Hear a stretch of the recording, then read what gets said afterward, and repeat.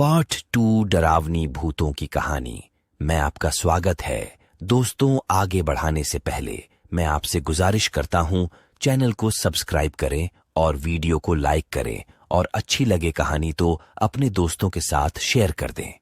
जिसमें जमींदार की मौत डाकुओं के हाथों हो गई, पर जमींदार ने मरते मरते अपने खजाने का पता उन डाकुओं को नहीं बताया। डाकुओं ने खजाने को बहुत खोजा पर वो नहीं मिला। फिर डाकू वहां से हवेली की कीमती सामने के लेकर वहां से चले गए। जमींदार की पत्नी का क्या हुआ, पर जमींदार की पत्नी जो एक खुफिये कमरे बंद थी, उसका पता किसी को नहीं था। उसकी पत्नी बहुत चिल्लाई, लोगों को बुलाने की कोशिश की, कमरे के दरवाजे को तोड़ने कोशिश की, पर वो अंत तक कुछ नहीं कर सकी और भूख प्यास से वो तडी पीकर वहीं मर गई। उसके मरने के बाद उसके लाश के बदबू से लोग हवेली में गए और उस कमरे को तोड़ डकर उसके लाश को वहां से निकालकर उसका अंतिम संस्कार किया।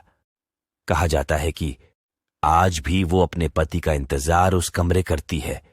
उसका पति कभी तो आएगा और उसे उस कमरे से आजाद करेगा, और आज भी उसे उसके हवेली में घुसपैठिए या उसके बिना इजाजत के अंदर आने वालों को सजा देती है।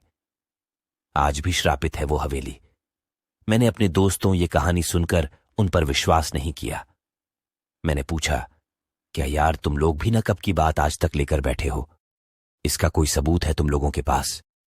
तो उन लोगों ने बोला, कुछ लोगों ने इस हवेली में जाने की और वहां रुकने की गलती की थी, जो आज तक इस सदमे को भूल नहीं पाए हैं।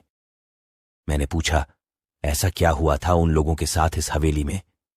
तब दोस्तों ने मुझे बताया, एक बार एक अपराधी जेल से भाग जाता है और इस हवेली में आकर छुप जाता है। उसके बाद कोई कुछ नहीं जानता कि उस हवेली में उसके साथ क्या हुआ था। बस दूसरे दिन उस अपराधी की लाश उस हवेली में मिली। मैंने बोला, यह हादसा भी हो सकता है। तो उन लोगों ने कहा, एक बार एक चरवाहा उस हवेली में एक रात रुकने के लिए रुक जाता है, जो सुबह जिंदा उस हवेली से तो बाहर आ जाता है, पर अपना मानसिक संतुलन खो देता है। तब से वो आज तक पागल है।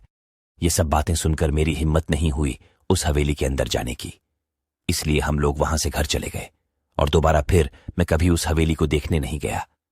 देखने के लिए धन्यवाद। मिलते हैं अगले वीडियो में नई कहानी के साथ।